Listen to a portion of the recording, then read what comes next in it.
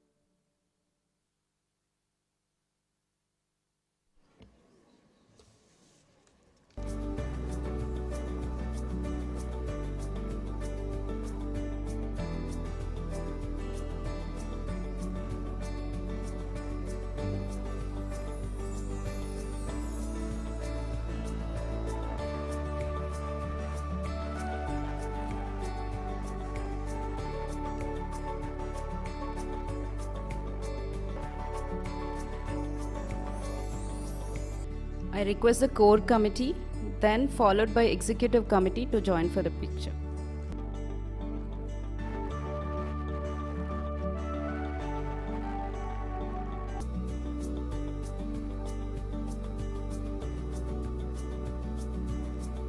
The Business League participants to join the speakers for a picture.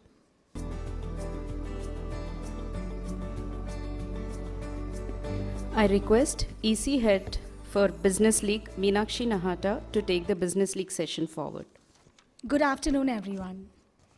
I'm Meenakshi Nahata, EC Head of Business League at Flow Hyderabad, and I'm delighted to welcome you all at the enthusiastic opening of our second season of Business League sessions. Elevating women-led business is not just a necessity, it is a revolution in the making. Women entrepreneurs bring innovative ideas, diverse perspectives, and creative solutions that enrich our economies and foster inclusive growth. At Flow, our mission is to champion these brilliant minds, opening up economic opportunities and paving the way for future generations to thrive in a more equitable society. Today, we have the honor of introducing three exceptional entrepreneurs who are here to share their visionary businesses and inspiring journeys. Let's give a warm and heartfelt welcome to Ms. Anjani Agarwal, Ms. Karmi Basar, and Ms. Suman Mane. Good afternoon, everybody. I'm very glad to be here. My name is Anjani Agarwal, and I'm the co-founder of 1111 Media. I'm also a brand promoter and a creative director at Sujata Dakotia Designs, but I'm mainly here to talk about my media business. So 1111 is a structured marketing and PR agency from Hyderabad, but we work on pan-India basis and we have clients from across the nation. Just to name a few clients, we are associated with Jayanti Reddy, Shilpa Reddy, Meghna Jewelers, Cafe Mavericks, and there's a lot more to the list. So you must be wondering why 1111, right? Like why the name? So as our brand tagline goes, we manifest your brand visions into reality. Whatever you visualize your brand to be in the future, we try to, whatever you visualize your brand, we make it happen, we make it come true using creative strategy and excellent marketing tactics. Now, talking about how I started and how the idea clicked to me is back when I was in my college and I came back from Chennai, I realized I had become very lazy and very lethargic. So I really needed that strict work ethic. So I joined an esteemed organization here in Hyderabad where I worked there for a brief year. And I realized that I'm really liking the creative industry, the marketing industry, and interacting with the clients. So it planted a seed to start my own agency, and I immediately partnered up and teamed up for 1111. Now, I won't bore you all with getting into the technical marketing details and quickly show you my work bank. So like I said, we are into fashion styling, concept styling, influencer marketing, logo design, some of the draft options that we send, and one finally gets approved. Some menu and standard design, then social media graphics. This is just to show you how we aesthetically set the grids as per the mood of the brand, and using graphics, illustrations, and a lot of strategy that goes into place. We are also into pop-ups and exhibitions. Like I said, we are into PR. Right, so whenever there's a new collection launch or an event launch, we are there for it. This was social media coverage for Parnia's pop-up shop at Mumbai. They did an event. We covered it for Studio 6 Dwells. Then we are also into interior and athleisure, where we've marketed for them. So just to show you the diverse type of clients that we have, and we are not just into probably say fashion or jewelry, but a very diverse portfolio. This was also festive creatives that we are currently doing for a sanitary brand, CRM sales. And we're also into wedding invites, that is creative invites. So be it campaign, shoot, celebrity and influencer marketing, social media management, PR, we're into all of this, and brand positioning. This is our brand gallery, and we would love to have your brand logo up here with us. And this is me, Anjani Agarwal. This is my company, 1111 Media, and I'm really looking forward to connect with you all. If anybody has any questions, you can connect with me after the event. I'm really looking forward for it. Thank you. A very good afternoon to all of you. My name is Karme Basar, and I would like to thank Fiki Flow for giving me this opportunity to present my brand, Tinkara, here today. Tinkara is a multi-brand store, and we currently have more than 30 brands in our store. So we have been in the business of retail for over 15 years, but with Tinkara as a multi-brand store, it has only been 2 years. We are a woman-led company, and we are present in 3 cities at the moment, Hyderabad, Mumbai, and Ahmedabad. So why Tinkara? How did it come about in a market which is already filled with so many designer labels, so many brands, both online and offline? Tinkara came from a very personal requirement to find clothes that was conscious, that is slow fashion, that is experimental with different silhouettes, where one could mix and match and create your own style statement and yet not get overwhelmed with the price while doing so. This we did not find in the market at the time, and so with humility, I would like to say that we are a rare in what we offer. These are some of the key points that we look into when selecting a collection.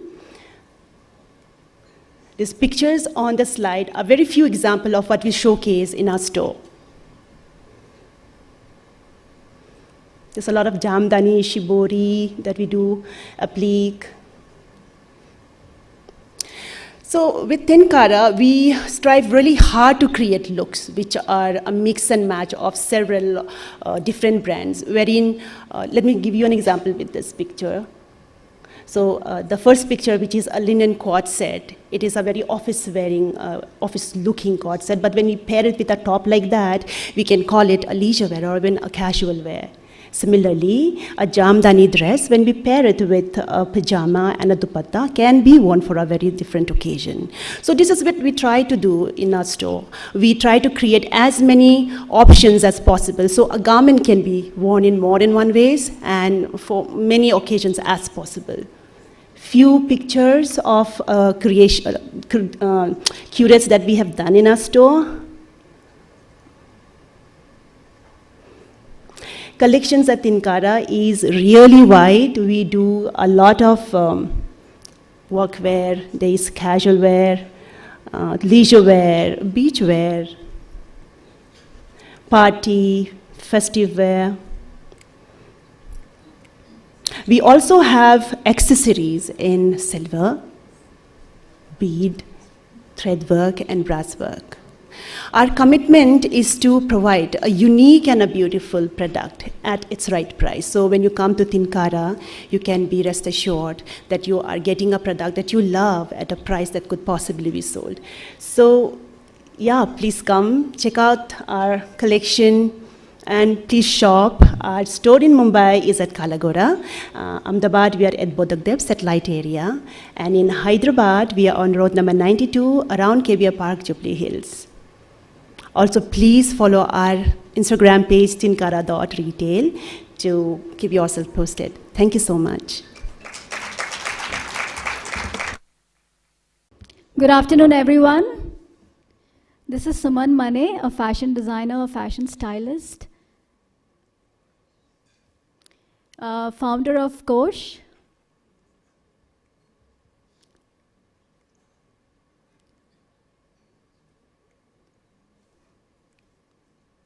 Our lines are Kosh Nirvana, Kosh Lavian Rose, Kosh Tablescaping. So I have 3 lines, Kosh Nirvana, Kosh Lavian Rose, and Kosh Tablescaping. This is Kosh Nirvana. I draw the inspiration from the love saga of Radha Krishna.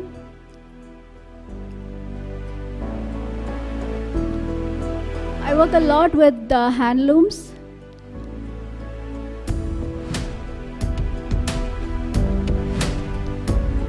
Take inspiration from dance, different form of dances.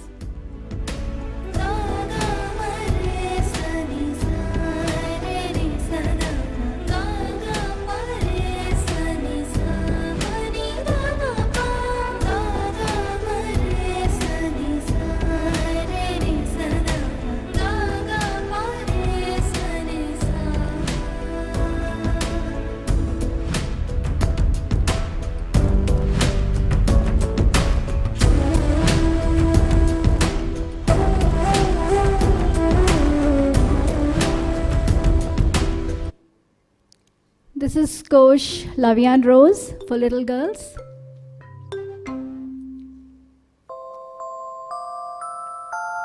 You're my honey bun, sugar plum, pumpy umby umpkin. You're my sweetie pie. You're my cupcake gumdrop, snickums, spickums. You're the apple of my eye, and I.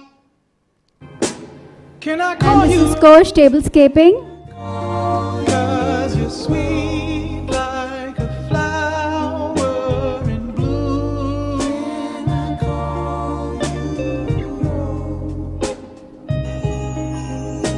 Can I call you Rose? 'Cause you're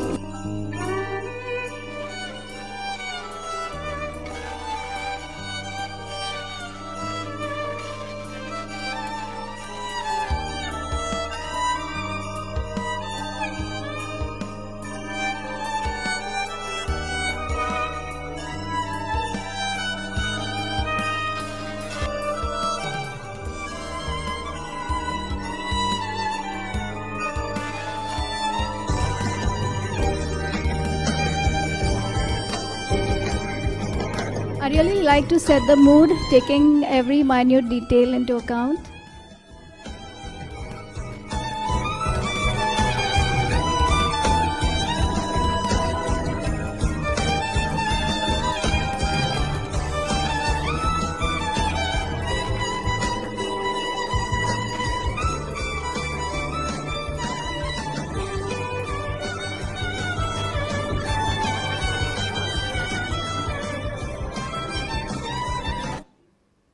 Thank you very much. I hope to see you all at Style Tattva. I'm taking part at Style Tattva, so please do come and visit my store at Kosh. Thank you. A huge thank you to Anjani, Karmi, and Suman for bringing your dynamic businesses to our stage and inspiring us all. As Melinda Gates famously said, when we invest in women, we invest in a powerful source of global development. At Flow Business League, we are committed to supporting and promoting women entrepreneurs. If you are interested in showcasing your business, please connect with me at the end of the session. Thank you. Thank you, Meenakshi. That was a wonderful business league, and congratulations to all our participants, Karme, Anjani, and Suman. Suman, glad to hear you're in Style Tattva too. So namaste and a warm welcome to all of you. To the speakers of the day, Ms. Namrata Joshipura, Ms. Aparna Roddam, to our special invitees, to our past chairpersons, Flow and Y-Flow, and to sponsors, members of the press and media, and my dear fellow members. Before we delve into the creative minds of our two accomplished speakers, here's a little snippet I read a few years ago about what we all know today as the LBD, the little black dress, that's so much a wardrobe essential for most of us. In the 1920s, fashion was undergoing a significant transformation. Coco Chanel, a visionary designer, was at the forefront of this change. Before Chanel, black was primarily associated with mourning and was not considered a fashionable color. In 1926, Chanel introduced a simple yet elegant black dress in Vogue magazine, inspired by the uniforms of the domestic help in Paris. Her vision was knee-length, made of crêpe de chine, and featured a straightforward, unembellished design. Vogue called it Chanel's Ford, comparing its simplicity and accessibility to the Model T Ford car. Chanel's LBD was revolutionary for several reasons. It was affordable, it was versatile, and accessible to women of all social classes. Its simplicity allowed the LBD to be dressed up or dressed down, making it suitable for very many occasions. This versatility was a stark contrast to the elaborate and restrictive fashions that were popular at that time. The little black dress quickly became a symbol of chic and sophisticated style. It was embraced by women everywhere, including Hollywood stars and royalty, who helped cement its status as a timeless fashion staple. Chanel's creation of the little black dress exemplifies her innovative spirit and her ability to redefine fashion norms. The continued sales of the LBD, albeit in different avatars, proves that simplicity and elegance never go out of style. At Flow 2, we believe in the power of innovation and democratization of access to things that matter to individuals, to communities, and to the society at large. In the last month, we learned about thinking different, believing in the dream, raising funds, and navigating the venture capital ecosystem. We understood what goes into making legacy and luxury brands enduring icons of trust and value. We organized a day-long MSME conclave featuring a host of brilliant minds who spoke about the vitality of the MSME policy, challenges and opportunities for women entrepreneurs, the role of SMEs in the film and media industry, environmental, social governance, and so much more. We enabled the signing of the MOU between Flow National and NIMSME for exchange of skill sets and mentorship opportunities. We honored 10 city-based MSMEs with recognition plaques for their performance and potential for growth. We participated in deliberations with the state government over the upcoming MSME policy and shared our recommendations. We met the Korean ambassador, His Excellency Mr. Chang Jae-bok, and explored prospects for future collaboration in new industry sectors. We had an online session with Yoga Guru Malati Chandrasekhar to commemorate International Yoga Day. We learned about the business practices and creative processes adopted by Titan Company to uphold and promote the values that have made the Tata Group an icon and beacon of good governance. As part of Flow's MOU with NIMSME, we are committed to facilitating talks by industry experts during the organization's executive training programs. On July 9th, our member industrialists, past chairperson and Flow National MSME Awards mentor, Usha Rani Manne, and Honorary Secretary Sujita Chittiala shared their entrepreneurial journeys and learnings at a training program for 17 probationary Indian Economic Service officers under the aegis of the Department of Economic Affairs, Ministry of Finance, Government of India. On the social impact front, our education and skilling vertical organized a workshop on the art and science of memory at Mehboobiya Girls College. Our women and girl health vertical enabled a workshop on cultivating a positive and joyful mindset for trainee nurses. Our handlooms vertical successfully facilitated orders worth 1,50,000 rupees for Golabhama saris and Mutyamgadi dupattas to Triple ID. And it is an overdrive to bring value-added products from the Siddipet Weavers cluster to Flow Style Tattva. Our agriculture vertical has started training groups of women farmers in modern vegetable farming at our Center of Excellence in Rawalkol village. We have begun our countdown to Flow Style Tattva 2024. We had a very successful press conference today, which was attended by 40 members from the press and media. The team has worked very hard since mid-February to make it another successful edition. We need the full support of each one of our 1,200 members to bring this cup home. So please follow, like, share, tag, and help us bring all of Hyderabad to High-Tech's Hall 2 on 20th and 21st of July. Apart from a 75% new curation, we have a dedicated pavilion for flow-assisted entrepreneurs over the last 5 years, an Udyam registration desk manned by an MSME expert, and also a Telangana cuisine stall in the food court. For your convenience, we have created an e-pass which can be used for entry to Flow Style Tattva. Please scan the QR code placed in the foyer to download your e-pass. And yes, feel free to share it with your extended family and friends. Moving on, mark your calendar for an online session on the legal considerations every company must be aware of to navigate the e-commerce and social media marketing spaces safely. On the occasion of Independence Day, Captain Yashika Hatwal Tyagi will be with us to narrate stories from the war front. Also look out for Y-Flow's upcoming programs. Flow National has announced the Flow Fest, a platform to showcase your artistic talents in solo and group performances and presentations across performing arts and visual arts. Let's participate in big numbers and keep the Flow flag flying high. We have extended the pay-by date for annual renewals to July 15th, so do make your payments for sure in the next few days. With that, I invite Joint Secretary Rashi Agarwal to introduce our illustrious speakers. Thank you, Namrata and Aparna, for joining us at Flow Hyderabad today.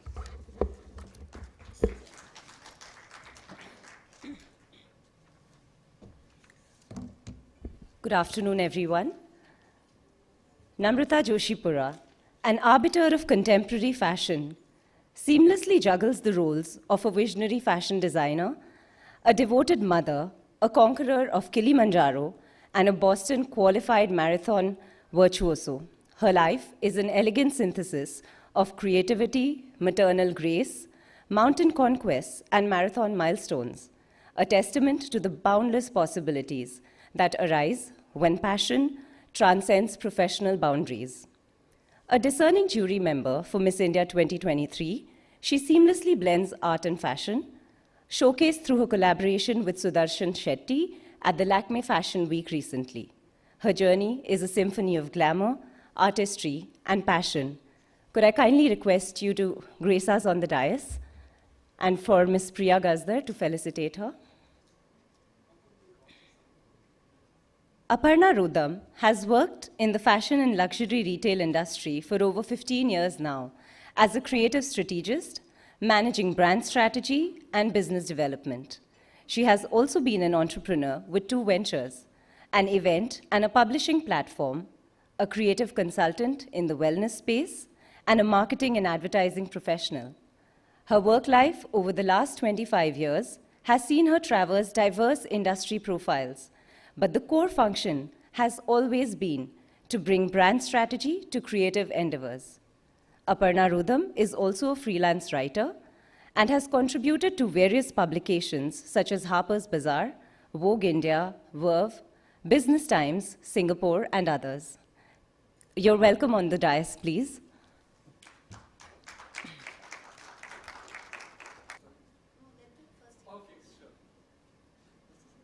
I'd hand over to Ms. Priya Gazdar to take the session forward with both our distinguished speakers for today. So thank you again for joining us here this afternoon. And Thank you've you. been very kind. You came in yesterday, and you were with us in the morning, and she's back with us in the afternoon, looking all bright and peppy and fully changed, and giving us so many looks Thanks, Priya. for the day. So Namrata, let's begin with you. How did your journey begin in the fashion industry? Did you face any challenges when you first decided to pursue a career in fashion? Because after all, it's not the mainstream thing to do, especially a few decades ago. So how did you overcome those challenges, either on the family front or elsewhere, even where you went out to study design? So I did have challenges, and the first challenge was what I faced was at home. When I was actually studying BCom honors at Delhi University, and after being there for a year, I realized that that's not what I wanted to do. So I told my parents that I don't want to continue. And my parents were in shock, like, you want to give up Delhi University? I said yes. And what do you want to do? I said, I want to pursue fashion and design. And this is, I'm talking about 1989, 1990. And my parents did not know what fashion is, and there was no concept of fashion. So I had to really convince my parents that that's what I want to do. And I quit DU. I applied for NIFT. At the time, there was only one NIFT. And I joined NIFT. And my parents were devastated. They said, Darzi banne wali hai. So, they just were not happy. And then after a year or two, when their friends, kids, wanted to join NIFT, and then they started to call my parents that, can Namrata guide them? Then they thought maybe she's doing the right thing, when others are asking for guidance. So, the endorsement comes from outside. So then it sort of, hit home, and parents were happy of the choice that I had made. And thereafter, there have been many challenges through the journey. And like in every other industry, when you start out, when you choose, when you're working, when you decide you want to quit, and the family thinks it's not the right decision, then again you have to do the convincing that, yes, I'm ready to start my own, and you have to convince yourself first. So, there are stages in life where you face different sort of challenges. So that's, yes. You have helped many designers, from people we know in Hyderabad like Anand Kabra, Suhani Pitti, and others like Kalol Datta, Abu Jani, Sandeep Khosla, their new brands, of course. And you've helped them all hone their brand and marketing strategy. So tell us, what are the USPs that set a fashion brand on the path of stardom? I think I'm a very, very firm believer from day one. Every brand has to be built on who you are. You have something called the DNA of a brand. You are what you're bringing. I think, let me go back. Back in the day, a designer and the brand were very closely identified. You knew the designer as much as you knew the brand. And you understood the designer's philosophy, their ethos, where they were coming from, their story. Today, though, you have a lot of labels. You do not have a lot of designer-led labels, as in they are not the visible factor necessarily. I think a lot of people buy into a designer's story, the way they view life, the way they see the world, the way that gets interpreted in their expression, whatever form that expression may take. I believe that if you cannot be true to that, to yourself, then what you're putting out in the market is fake. And it is going to show, and it is going to reflect in your sales, and it will have a shelf life. Ultimately, legacy brands are built and last for that reason. Because they're just a natural extension of you. The moment you cannot be that, then you are always trying to be something else, and that is always going to fall short. So that, for me, the USP has to be you, who you are. That is the USP of any brand, the individualistic trait, especially in luxury. People go to you because there is a brand story you're telling. There is that individual identity you're bringing to that brand, that vision. But how about nowadays, the one main brand has so many sub-brands. So how does that extension, kind of percolate into all these sub-brands? That is a factor of the market itself having evolved and grown as much as it has. The aspirational buying population is massive today, and not everyone can buy into couture. So what do you do? How do you meet the needs of various people who really are aspiring to own a part of you? You have what are called house codes. Almost every brand like Chanel, Dior, Prada, all of them come with house codes, which is basically DNAs. You close your eyes and you think of Chanel, you have the LPD, but you have the plaid, you have the tweed, you have the pearls. These are codes that are built in. So even if their designers change, there are certain house codes that flow through the years. People come to you for that. How do you take it to perhaps a lower price point? It's not about diluting it, but it's about bringing that house code into a more affordable price point. So for instance, if I'm doing plaid a certain way in, say, Chanel, and I'm embellishing it a certain way, how would I bring it to a price point that's lower? I may take principles of it and do interpretations of it, but never a watered down version. That's not what you want to sell. So I will take my principles and give you a product that is as good, but stands on its own. So the thing is that you're able to then reach different markets and different aspiring populations that wants a bit of one legacy brand. And I think it has worked brilliantly for a lot of designers. Some choose not to do it. Some maybe should not do it. But by and large, I think some have been very successful at it. I can quote Ritu Kumar, I think. Yeah. She's really, The really label, diversified. Label has been fantastic. And very versatile, the it's label a fantastic has transition to ready to wear. Yeah. How about you, Namrata? What do you have to say to that? How many brands do you have? I have just one brand, but we also have an accessories brand, which is under the label Nam Josh, which is retailed internationally only. We don't sell it in India. And that's, as Aparna said, it's an extension of the brand. The DNA remains the same. We believe a lot in embellishment as a brand. Our strength is embellishment. Our strength is using color, using sequin. Like I joke sometimes, my middle name is Namrata Sequin Joshipura. So that's the aesthetic that we've carried forward there too. And it's a different product category, but it's clearly, it clearly sort of represents our brand's DNA. So why did you choose sequins? Oh, I'm just, it's just like how you're drawn to something, right? So I am drawn to that, and like Aparna said, I have remained true to my, yes, brand code, right? Yeah. From my first show ever to now, there is consistency. And sometimes, you can be labeled repetitive from the outsider's point of view. However, you have to understand that that's brand's DNA, right? You have to be true to your brand. So you cannot change.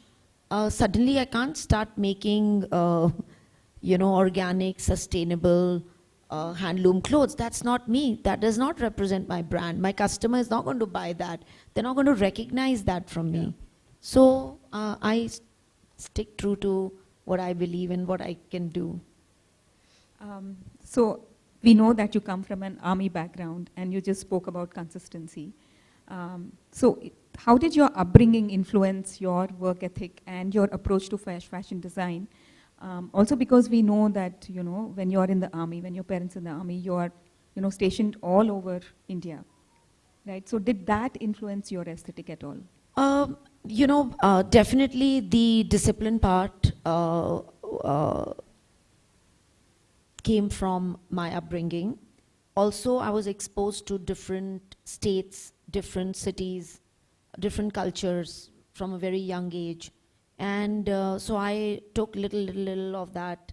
And I don't think it influenced my fashion sense per se, but it gave me an exposure and an insight to India. What exists in different places? What are different places about?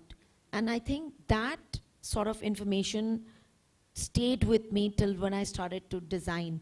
So you would not design specifically for Bombay, or you would not design specifically for Delhi. You design because you design, right? And that fits into a certain genre of your customer base. So I think that came from the exposure. I was exposed to so many cities growing up.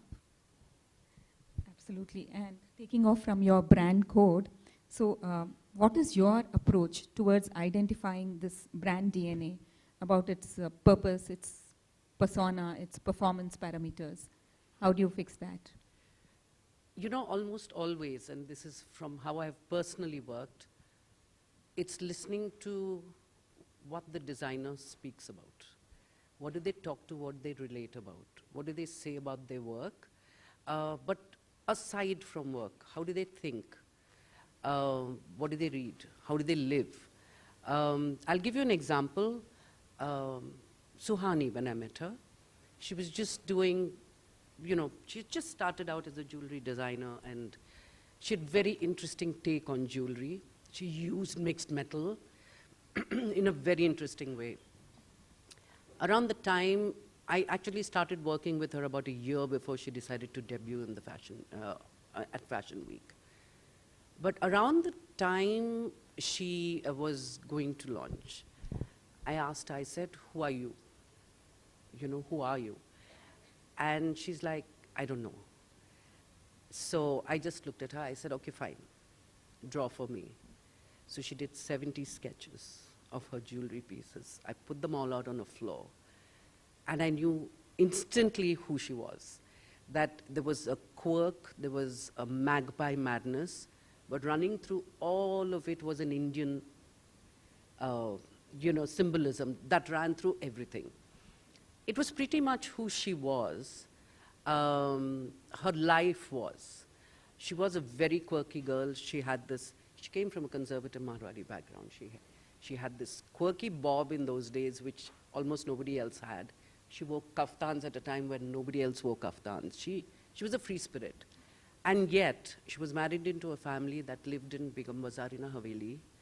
They had their own temple. There was a cow in the, it was such a juxtaposition of personalities and life. And it somehow just showed in the jewelry. And so when we worked on it, there were two things we worked on. For the ramp, how you showcase jewelry has to be a little larger than life, because real size pieces are never going to stand out on a ramp platform. But more importantly, it was that her jewelry was really her. It was who she was. So we worked on how we would showcase the collection, etc. From the way she did it. We worked on how she would layer it, etc. But most of the time, I also wrote the press releases. I was very clear about the stories I wanted media to tell. It was not about leaving it for somebody else to decide. Yeah. It was to tell the media, this is who this person is, and then writing a story. So her very first collection, based on her work and who she was titled Grunge Begum. That was who she was. She was grunge, she was offbeat, and she was a Begum with that Indian streak and the Indianness of the life she was living. And the way it was interpreted on the ramp, and I think that just catapulted her overnight, because it sort of just leveraged and upped the ante on what she already did. So that's just a brief example. There have been others that I've worked with. with Kallol, Arjun, etc., they already had a strong voice. They were very alternative. They were in their own space. One was a lot of social commentary which was interpreted through print. People didn't understand it until you went and asked what the story was about. The other one was all about Asian costume. In their case, the whole thing was about merchandising and doing business development for them and bringing them into the market. They were intimidating. People had to be able to wear them. So how do you translate that without losing who they are? That was the other side of it. So there are different aspects and different ways with different designers. It's truly fascinating. So tell us also about your creative process. You know, there's no process. That's the part, right? There is no process to creation. I don't decide when I go to work that today I am going to create this. It's not like I'm preparing a dish from a recipe, right? So there is no process. It is what,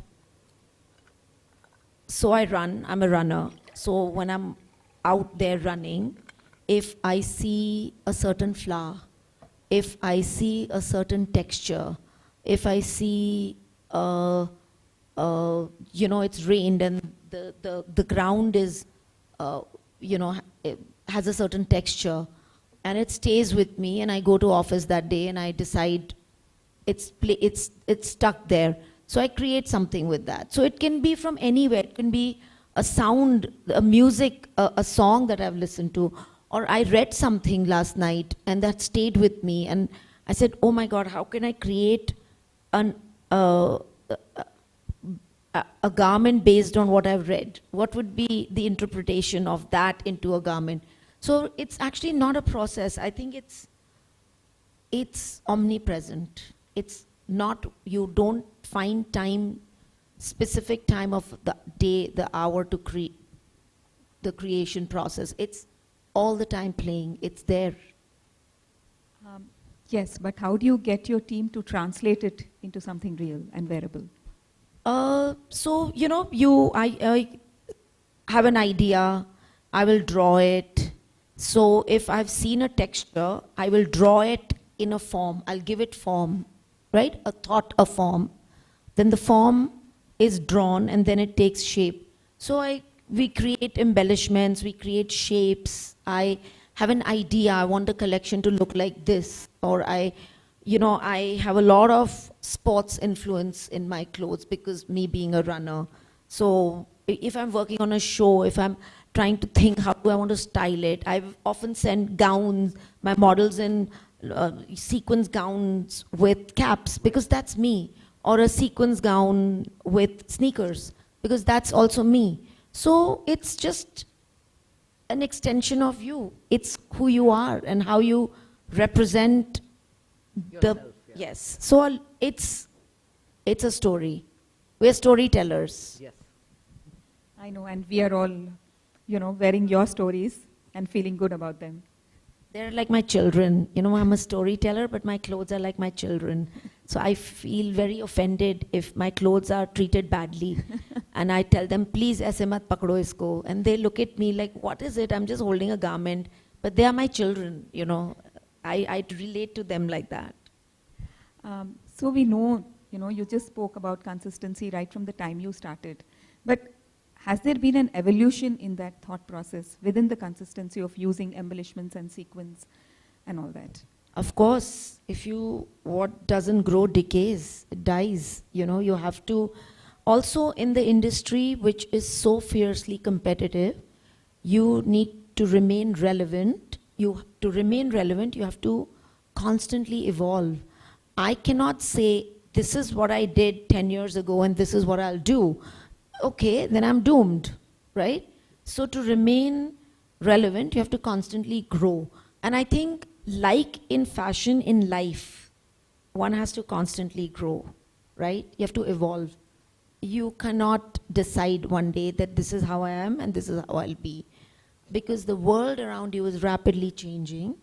So, yes, so to answer your question, yes, Priya, we constantly reevaluate on the business side of it, we get our numbers, what has worked, what has not worked, what you should drop, what is becoming repetitive, what shouldn't you be doing.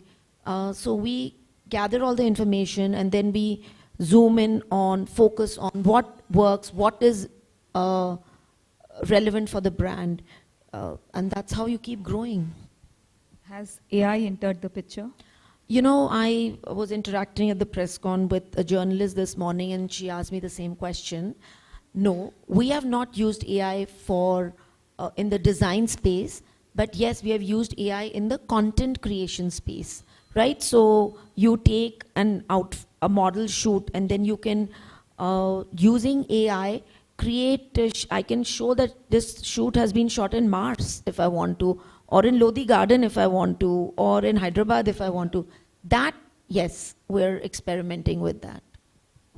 So do you think AI will enter the designing space, and has it already done, and if so, in what forms?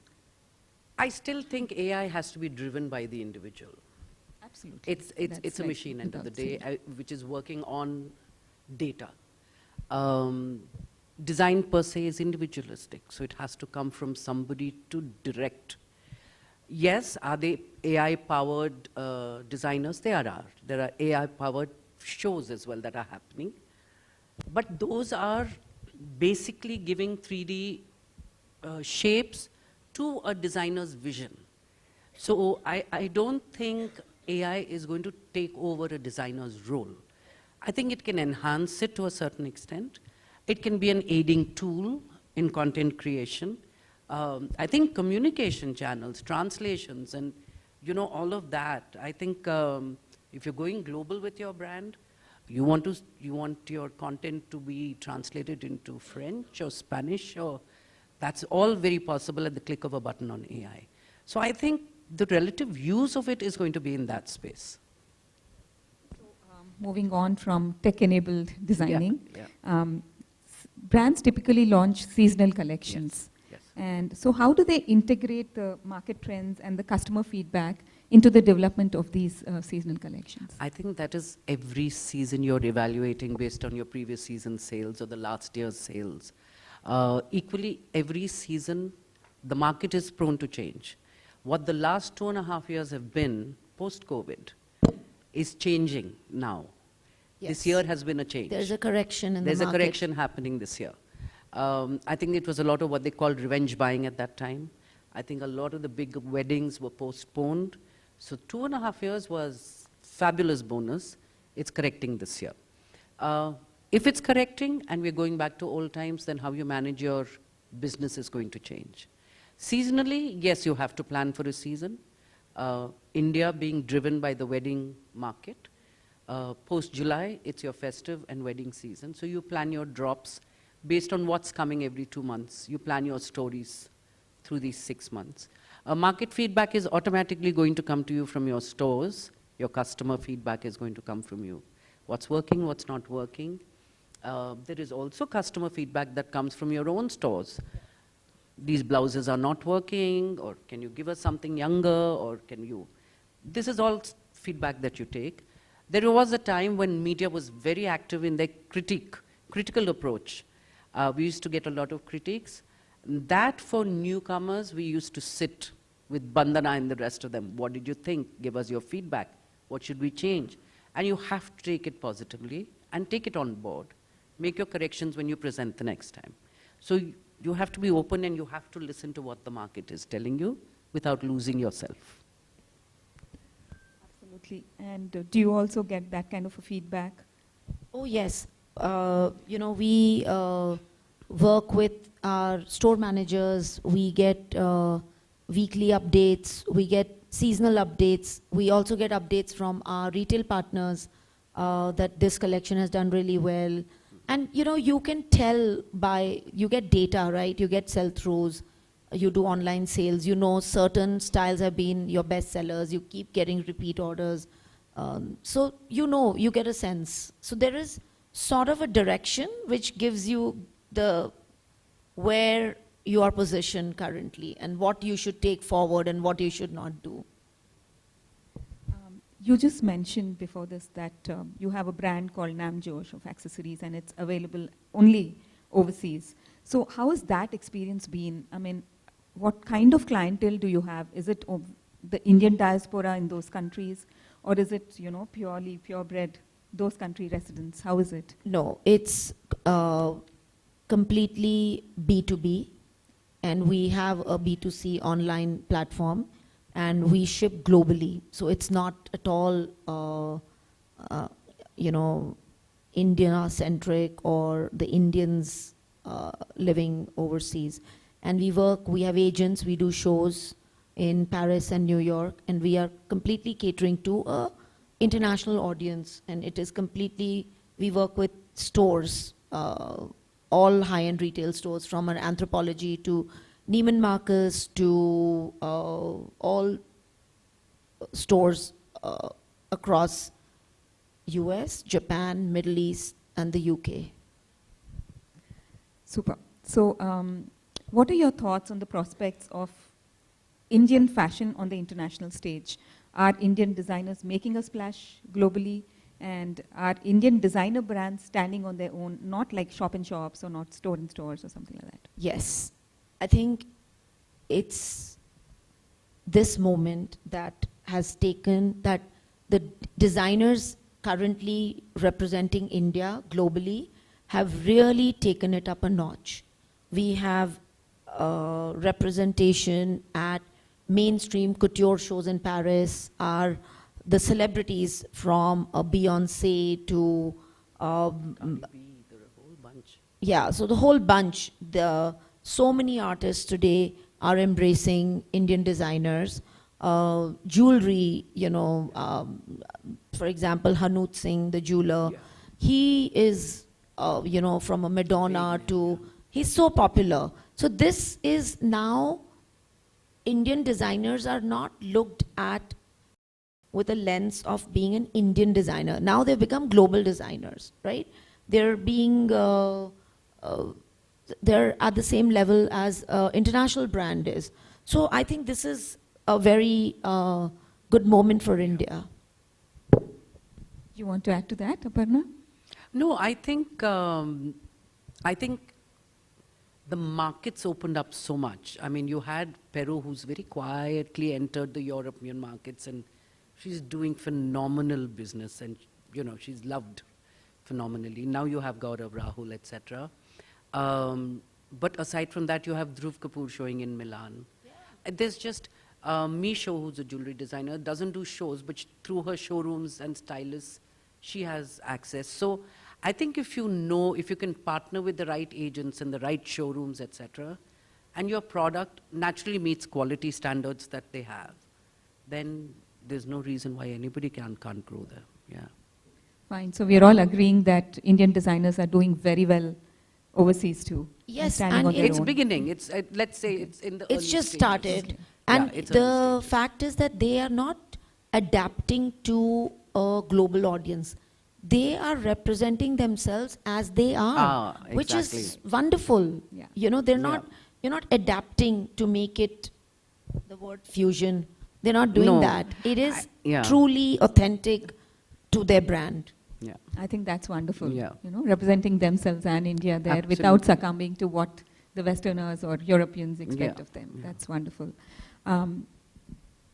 This is like a fun question. So I'm wondering whether those very eclectic designs that we see on the ramp, are they at all really adapted to clothes that people can wear? They are. They are. They are what we call commercial lines. But it's not just in India, I think even internationally. What is shown is typically a designer's vision. What goes into the stores, some of them do take the conceptual pieces as well, but you do have alternatives which are easier to wear, less intimidating maybe, they do go into the stores. So, and some have parallel labels, like a Yohji Yamamoto will have a Y3, which is more athletic wear and things like that, you know, as an sort of an extension of the brand. But yes, they do. They do have to, because your tribe will take you as you are, no matter what you show. But if you need a larger market space, you're going to have to adapt a bit. Again, without losing yourself. Yes. I keep adding that word. So, Aparna, can you share the journey that led you to the fashion industry? We all know that you transitioned from advertising to event management to creative strategy, merchandising, consultancy. Can you tell us where all you've been and how has it been? When I started in advertising, it was really my father, because he was a great marketing brain. But he recognized I could write. So when I started as a copywriter. Then somebody said, no, you're good at marketing. So I moved into account management. I did it for a brief while before I worked with VST Industries as in their marketing advertising department. Then when I moved to Dubai, I was with Promo 7 Direct, which is part of McCann Erickson, actually, Fortune Promo 7, direct marketing. I think for me, that was an amazing foundation to the work I do today, because the advertising industry gives you a vast portfolio of clients, and you have to study the ecosystem of each client. You have to understand the market. You take the principles, you adapt it to that marketplace. You study the semantics. So transitioning into fashion was really about that. And in Singapore, it was strategic events for corporates. It was easy to do because all the banks wanted to do strategic events, and they looked after you beautifully. And it was a lark. It was set up on a tennis court. I just moved. I had gone there. I was a global consultant for Verve for a specific project that Anuradha had in mind at that time. And that was for about a year. But during that time, I was like, what am I going to do in Singapore? I mean, daughters in school, husbands working and traveling. And I had the whole day. So I learned tennis. And on the tennis court, there was another girl like me, said, should we just start it? I said, yeah, okay, what do we have to lose? So we started it. And she left, she moved out. So I carried on. And strangely enough, everything sort of kept leading back to fashion, because I was heading marketing for Verve earlier, which was my first step in lifestyle and fashion. And Singapore, the first event that came to me was ABN AMRO, which was launching its NRI division. And didn't have a single client, and they needed to attract 300 potential customers. Luckily, SARS had happened a year earlier. I had studied the NRI market in that year. I said, the only thing that will work is glamour, fashion or film. I said, but Shah Rukh Khan's just come, you're not going to be able to top it. But fashion hasn't happened in 2 years. So they said, what about a jazz evening? I said, 50 people. I said, men. I said, do an event where the wives will bring the husband, make it couple mandatory. And so they said, who do you suggest? I said, there's a young designer making waves in India, Sabyasachi, bring him. And so we took Sabyasachi to Singapore. There was a war for seats. People were pulling strings in ABN India to get invited. It was a great successful event for them. But it was a lark. It was really set up on a lark, because I didn't know what to do in Singapore. And when I came back, I didn't continue it, because I think how it works in India is slightly different. Over there, the banks looked after me, and I had to do nothing. They opened my bank accounts. They paid me in advance. They paid me as soon as the event. I had to do nothing except execute what I had to do. But when I came back, again, those led me back to fashion, because there was somebody who I knew from before who needed help with a project, very arbitrarily, some small project that I did with them, which was fashion connected. And then this young boy, who was actually my sister's friend, met me one Saturday night when we were out somewhere, and came and said, I've been asked to show in Lakme Fashion Week. Can you come and help me? That was Anand Kabra. And that just set off the journey. Once Anand came, 2 years later, Suhani said, and then Kallol met me, and he said, when are you going to work with me? And then Arjun said, when are you going to work with me? And it just went on and on. Writing started like that. Somebody said, we're looking for a writer. I said, okay, I'll write for you. And it just it just flowed. Right place, right time. Yeah, the universe was, I guess, pushing me in this direction. Yeah, but you took the risk, right? Every single time you Yeah, took but the risk, you bit the bait. Yeah, So yeah. I think that says a lot. But but I think more than what I did in fashion, I think the reason I'm passionate about is because I think I found myself in this industry. A lot about who I didn't know I was, I found while working here. That's including personally, what my aesthetic is, who I am actually, which perhaps I was dumbing down earlier or whatever. It kind of allowed me to get out of that. So I think it's been a beautiful mutual give and take in the industry. Wonderful. And you know, when you're satisfied with what Yeah, you do, it is. It's a very fulfilling passion. Yeah, and it is profession passion meet. driven. It So is. nothing better than that. Can you share the journey that led you to the fashion industry and how you know, your travels, your athletics, all these have influenced it? And can you share a specific experience that has somehow shaped you into the person that you are?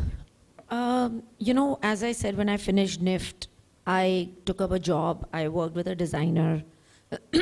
And so I did that for 2 years.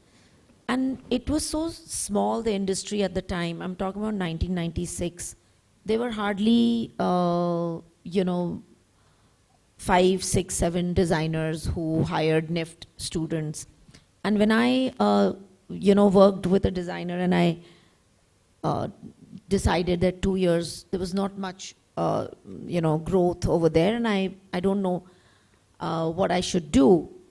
Because of lack of opportunities in the fashion space, I launched my label because I didn't know what else to do. There was no other, like you already worked with one designer. Now there are only those many 4 designers and my classmates are working there. So there's no room, there's no options, there were no jobs in the industry. Either I switched jobs and I went into the export space, but that's not what I wanted to do. I wanted to design. So with a lack of choices, lack of options, I launched my label. Yeah. And so that's how the brand was born. And 2 years into the label, I moved to New York. I got married and I moved to New York. For over 8 years, I lived in New York and I ran the label because we'd already started the label in India. So I ran the label out of New York and we were selling to all the good stores there. We developed a market.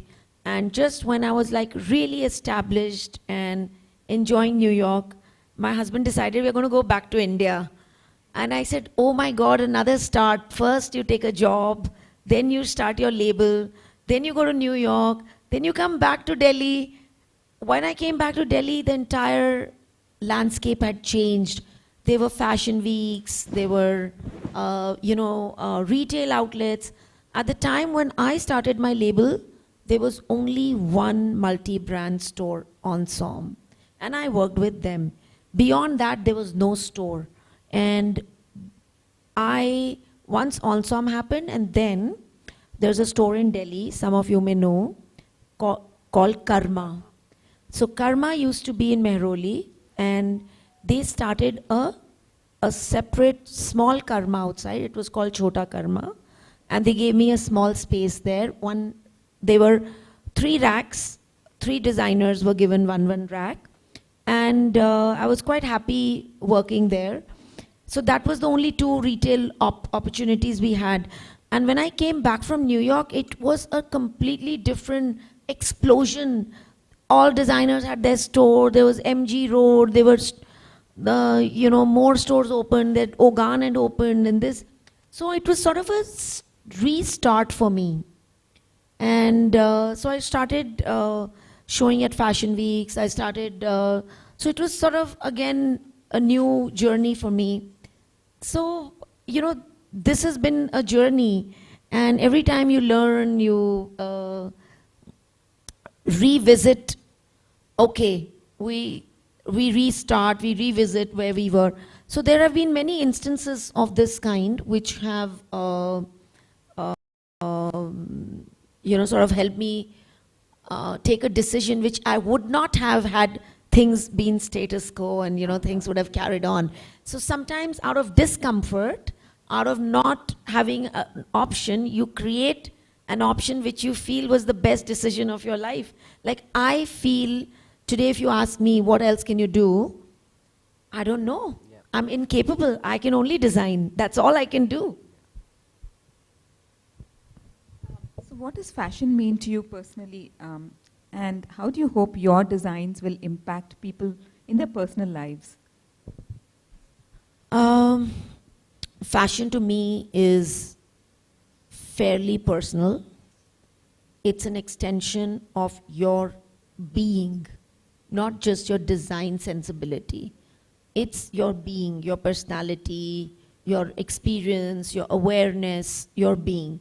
So for me, that is fashion, right? As a creator, because I cannot separate myself. I am the creator. So for me, fashion, I view it as from a creator's mind and creator's eyes. And what was your other question? How do you want your designs to impact people who wear them? I want them What to do you be want them to happy. be? I want them to What's feel that happy. deepest inner sense that you want to evoke when somebody wears your garments? Oh, I feel so good. I was having a conversation with somebody yesterday, and it dawned on me that for the longest time, people that I know, that I went to school with, or people I know professionally who are engineers, lawyers, doctors, they're doing meaningful things, so to say, right, in their careers, in their life choices of their career. And sometimes when I would be listening to them about their big, a friend of mine is an economist, and when he talks, and I would like, my God, I'm in such a frivolous business, So, no, this was when, many years ago, I would feel, my God, look at this. This is a doctor. He's saving lives, and, I'm making clothes. And then one day, suddenly I realized, hey, I make people feel good. You have to stop beating yourself down that, I'm just a designer. And this is many years early into my career. And when you're younger, you're more impressionable. You get affected. And that's when I realized one day that, I got a call from someone and they said, I've been so sad. I lost my mother, and it's taken me very long to overcome the grief. And I received the courier of your clothes, and I wore it, and I felt so good. And to me, that day, I felt, okay, I'm doing something meaningful. Yeah, you're making them happy from inside. So I think that's a great thing so to be doing. ladies, do not let anybody dim you down and say, oh God, shopping, so frivolous. Shop, feel good, enjoy. Yeah. And Style Tattva on 20th and 21st. Yes. No shopping before that. Yeah. So there are so many exhibitions that are tempting you. Just wear blinkers and only look at Style Tattva. Yeah, so it's very meaningful to shop, okay? Don't let anybody tell you it's frivolous. So, Aparna, what's your sense of the latest trends and innovations that are happening in the Indian fashion industry, and where do you think we are headed? Should I give an honest answer or not? Most certainly. I think we currently, we have a lot of designers. We have a lot of labels. A lot of labels that are merging into each other. So, let's just say there are some labels that are there because they want to build a legacy, maybe some don't. The market is big. Everybody has a space. Longevity is a question mark, so we don't know. Maybe some don't want to have longevity. Maybe they have a 5-year plan. Is there oversaturation? There is. There's a lot of oversaturation across different price points. That includes the mass level brands also, whether you're talking about 500 rupee t-shirt, Amazon is loaded, where do you go looking? So we have a lot of oversaturation, but I do think there will be a correction. There will be. Invariably, it happens in every market. Every peak will be met with a little cleanup. We are seeing that in this year itself, with the season and the buying patterns, it's beginning to change. People will have to find new markets. I also think there will be a return of designer-led brands again. It's already happening internationally, where people are talking about the designers who are creative heads of houses a lot more than they were in the last 3-4 years. Yeah, the industry was being run by corporates. Corporates, yeah. Now they want that touch, the feel. They want them back because they can see the impact it's having on the houses, you see. I think we'll come back to it. It'll take a few years to circle back. I think it's democratized, which I think is fabulous, because everybody can get to wear a fashionable look at a price point that, you know, that works for them. I don't think there's anything wrong with it, but I do think there is a lot of labels that have to find different avenues to sell. There is an excess. There is, in terms of what is flooding the market. But it is a very crowded space. It's a very crowded space. Very crowded space. And you have to, your voice has to be so strong now to survive. You cannot be a Me Too product. Absolutely. And because then you have no brand loyalty building. Everybody can substitute you for another. 500 kam hai, 500 zyada hai. 1,000 rupees more. Acha, isme embroidery hai. You know what I mean? Those will become the points. Yeah. It will no longer be about a designer vision or the workmanship or the craft. So those will be the wars in this category. So you will become replaceable. So as an extension of that, or as a corollary to that, what do you think of slow fashion? You know, a lot of people are opting for slow fashion, and I don't mean that in terms of the idea of sustainability which people talk about. Now, I think sustainability comes in many forms. As fashion insiders, I will tell you, I'm a terrible shopper. I don't buy all the time. The moment I see something that I think, like I said, I had the advantage of working, so the moment somebody showed on the ramp and something caught my eye, I'd be ordering it with them. I buy basics, classics, and I buy accent pieces, and I mix and match to death. This is a 14-year-old trouser from Arjun Saluja's menswear collection, which he put on the ramp, and I took straight after the show saying, I want this. Nothing has happened to it. It's fabulous fabric. They're still there. And I think, like somebody was telling me, you will probably have the most amount of archival pieces from all the designers that you worked with. But I have them and I recycle them. But the advantage you have when you work in the industry is you know how to layer, throw on things, and just take things for a longer run. I think that's also sustainability on many levels. But you're that's buying on your less. Personal level. Yeah. So how's the industry gearing up for this? Because especially we the have young woke crowd a lot of people working with textiles and weavers, and they have clusters. Pero herself is supposed to be working with some, I think 100+ clusters. We have a lot of young people who are working with, in fact, I was going to wear another shirt by this very young brand called Joss Guy, this girl in the northern part of the country, who's reviving a textile there, and very fun checks and patterns that she's creating, very affordable pricing, very small scale. She's online. So there are a lot of young designers who are doing it now. On a small level, you have to discover them. Do you want to add to that?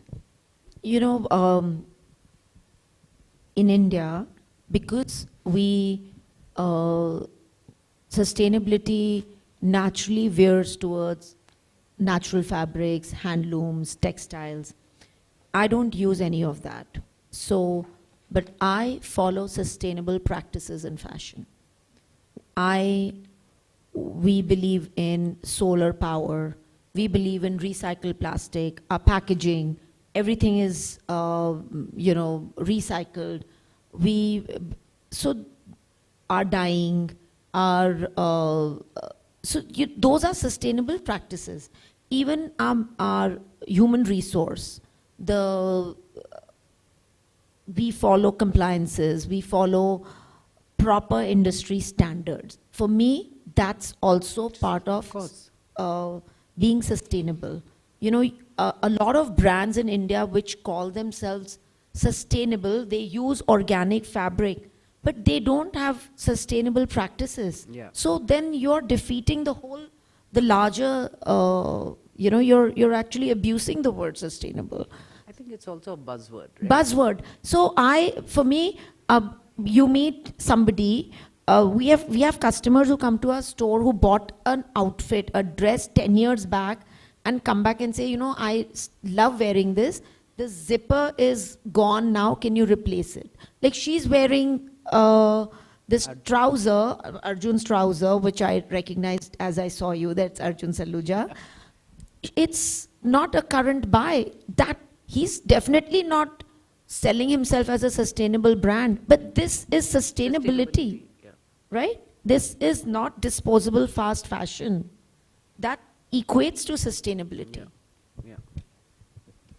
Okay, so as we come towards the end, I would like to end with a rapid fire, after which we'll take some question answers from the audience. Namrata, favorite book or author? Eckhart Tolle. Honestly, I have to say I haven't heard about him, her. Then you have to. He's Can you spell it for us? I think. Eckhart. Oh, okay. C-K-A-R-T. H, I think there's an H. Yeah, Eckhart. Yeah, Eckhart Tolle. Eckhart Tolle. Okay. Yes. Okay. Yes. So what does he write about? Living in the moment. Now. The present. Yeah. Great. And your favorite book? I don't know where to go back to, but I think, okay, I have another side, which is this side, that quantum physics meets spiritual, meets universe, that side. So I think my first foray into it was the Celestine Prophecy, followed by books which probably everybody's read, which I read probably in my 30s, The Success Principles and the 8 Habits. Those, and they were fantastic because it was like life coaching, but it was also work coaching because goal setting, etc., and all of that. Then came Paulo Coelho with his Alchemist.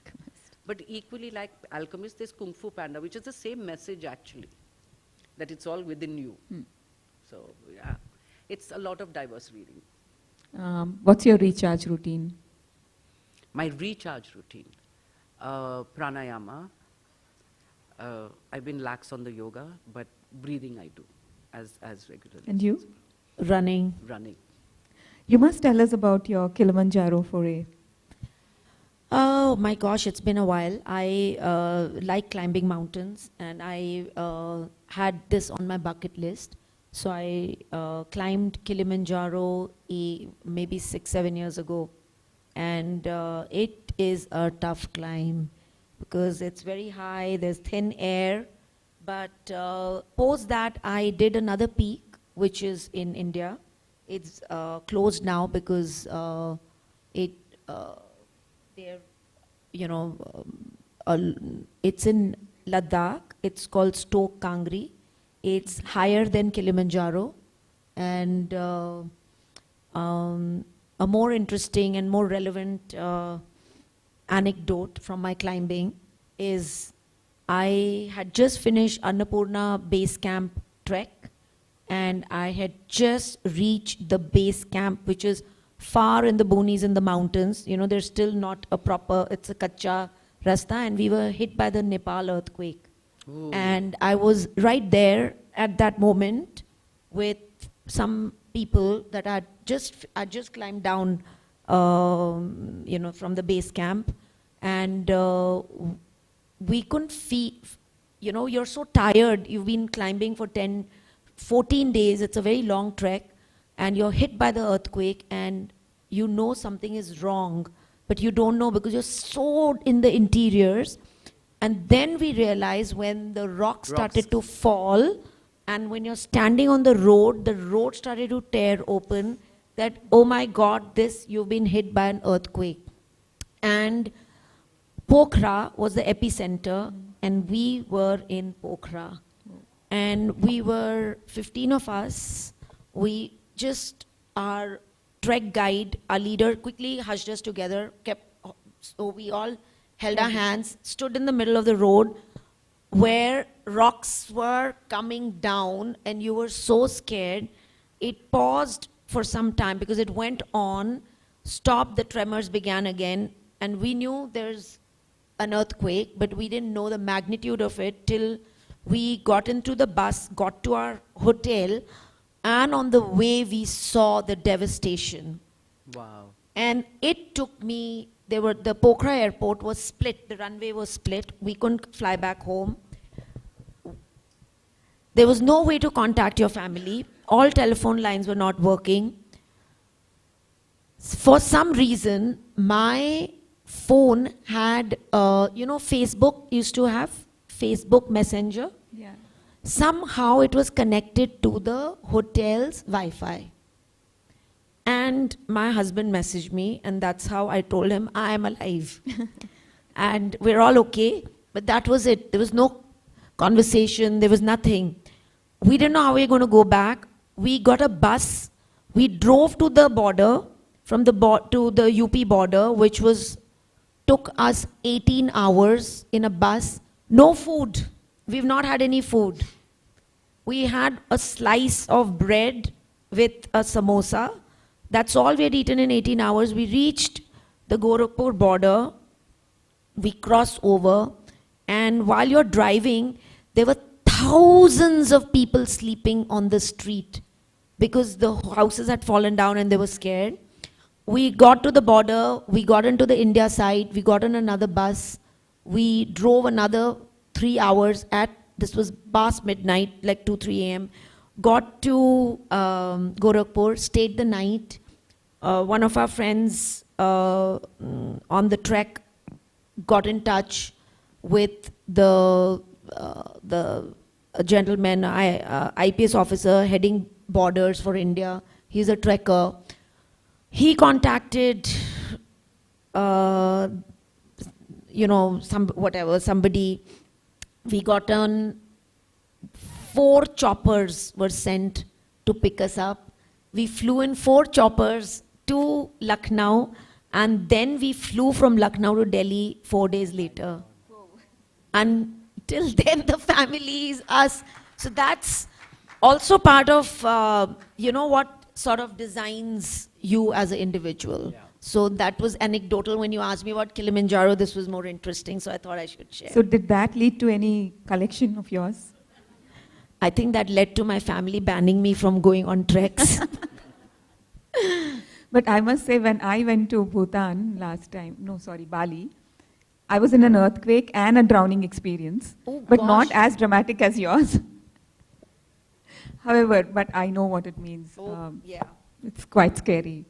And what is your comfort food? I have many comfort foods depending on my mood. Doesn't show. No, it's from a pizza to a chole bhature. I'm a Delhi girl, so chole bhature, that would be my comfort food. How about yours? My God, I really don't know. But maybe my nice Andhra meal would be my most comfort. Pappu kura. That would be my, yeah. If not your brand, which brand would you wear? I like many brands. Again, I like Abram and Thakur. I like Cause. I like Dries Van Noten. So I like various brands. Yeah. I like Lululemon, of course. And yours? Everyone I work with. It becomes a favorite. So that, and of course, then there are a lot of international names, all the alternative guys. I like all of them, the Asian lot, the Yojis and the Rick Owens. And the Margellas and those kind of brands. They have very, very strong voices, so they're a little fierce. Guilty pleasure. Guilty pleasure. When did I last? Retail therapy? When I But travel. she said not to feel guilty. Yeah, only when I travel though, because there I love exploring for local designers.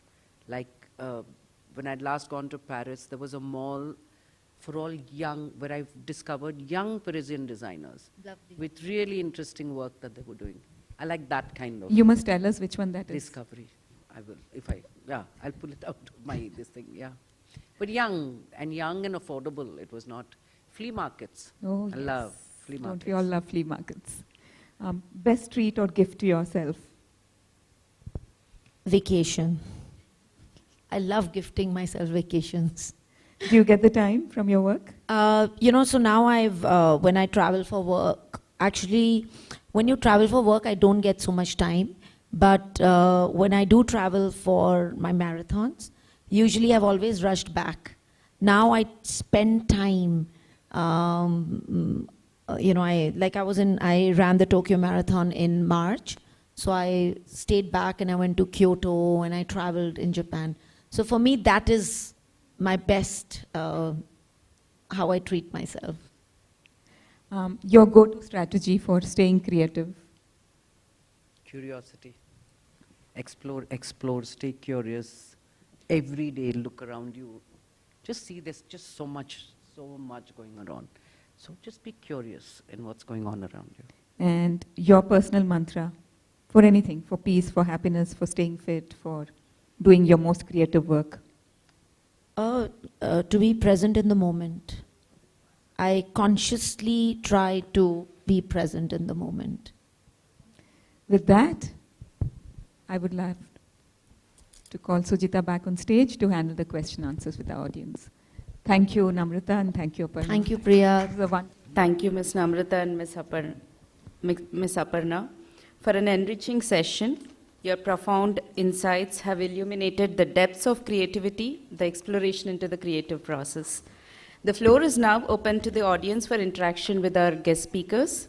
I request members to keep the questions crisp and precise. Hello, this is Radhika Agarwal. My question is for Namrata Joshipura.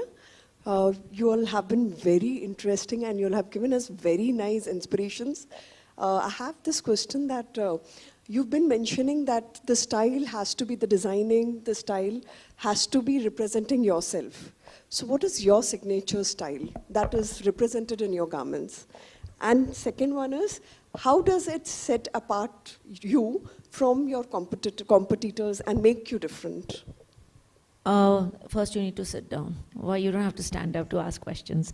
My aesthetic is this, what I'm wearing, right? I've always embraced embellishment.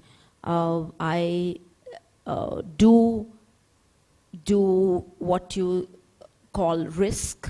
I'll have a lot of cutouts, jumpsuits. So it's very contemporary. That's my take on fashion.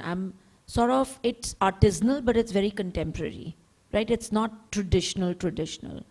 What sets me apart from my contemporaries is my representation of the brand, the way I create it, the way I curate it, the way I present it, right? It's very specific to me. And I have to say that my years, I lived in New York for over 10 years, my exposure of living there has really influenced my clothes, my styling, my personality, my aesthetic.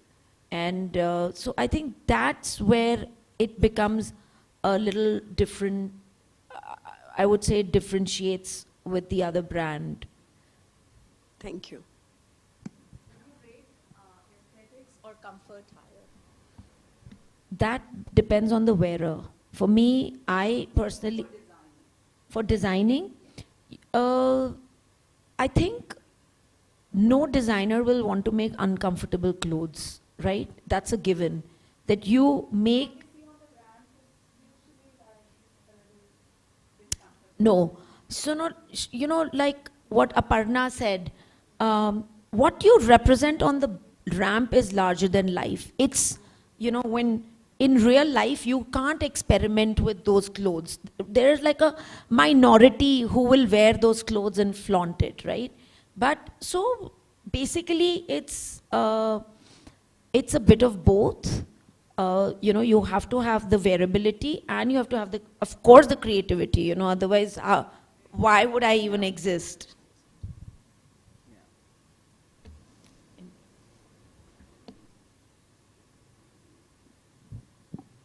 Hello, Namrata ji. I've been a fan of yours. I like your clothes. I've worn quite a few of them. And I always thought, like you said about embellishments, I think that's the reason I like your stuff. But I've always found your embellishments, I never see it anywhere else. So do you source them in India or are they specially made for you? Thank They're you. so different, so unique. Thank you. So, you know, we use embellishments. One is what you get, the sequins and the sitara, the beads. But we try to use alternate material. For example, I will get it cut specifically. We'll get, you know, like faux leather. You know, I don't like to use leather. So I'll use faux leather, fake leather. We'll cut sequins, we'll cut shapes with it. We'll get things made for ourselves, right? And essentially we source everything and we get everything done in India. Some of our fabrics we get from, we import them.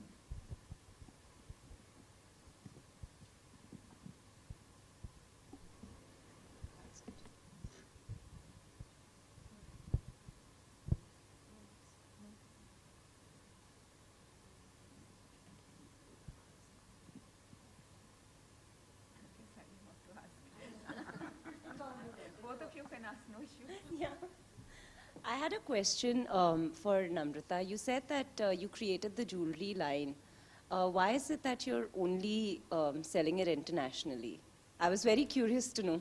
Okay, so it's actually not jewelry, it's accessories. So there are, you know, like small pouches, there are scarves, there are overlays, there are hair accessories. It's, we created that specifically for, so I created that brand, that label, that product range when I lived in New York.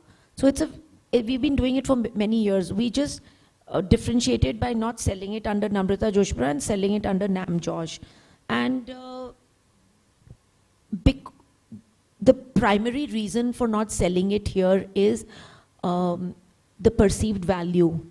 You know, there's so much thought process, embroidery, technicality which goes into it, and there will be no perceived value for it, that product range, because there's so much of that available here that you, a customer will view it in the same thing. Arey hum ye Zara jaake le lenge. Arey we, you know, so we don't want to spend time educating the customer. So therefore, the product range has always been made only for our international market, which we sell globally through stores, which I said. So primarily, it's the perceived value for it and what we get in return internationally.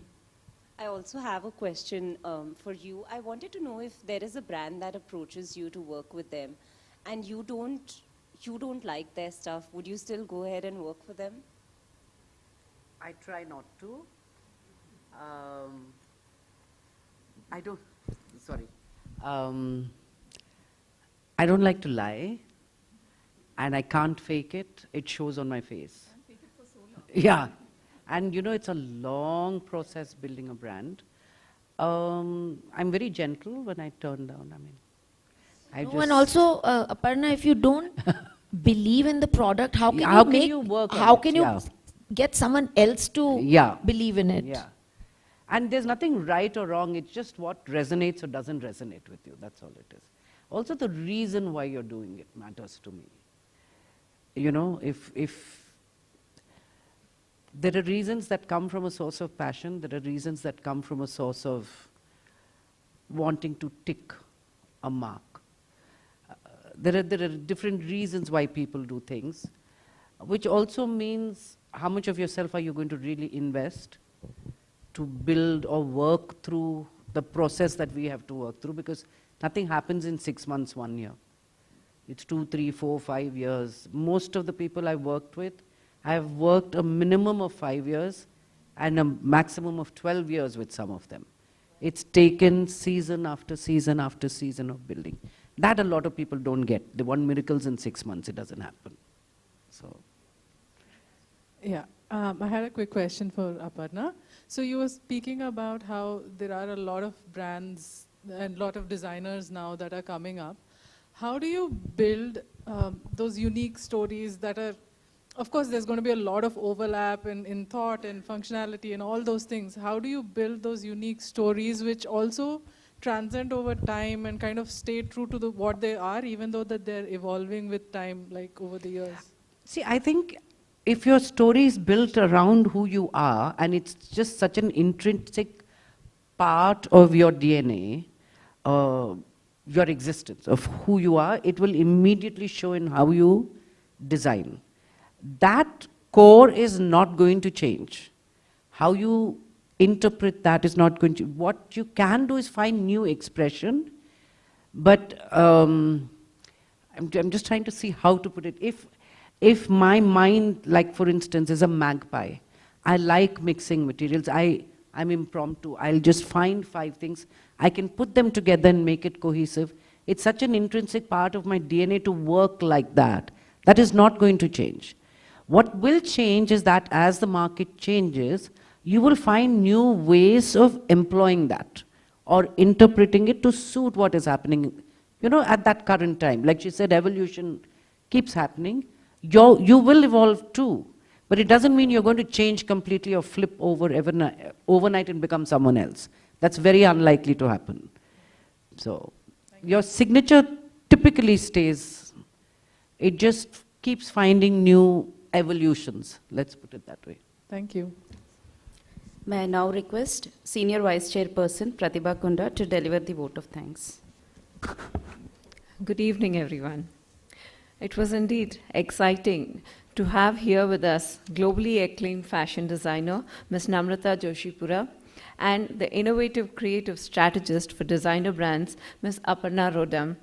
On behalf of Wikiflow and Chairperson Priya Gazdar, I appreciate your willingness to share your expertise with us. Your wealth of experience and creativity in fashion industry have provided us with fashion ideas and a deeper understanding.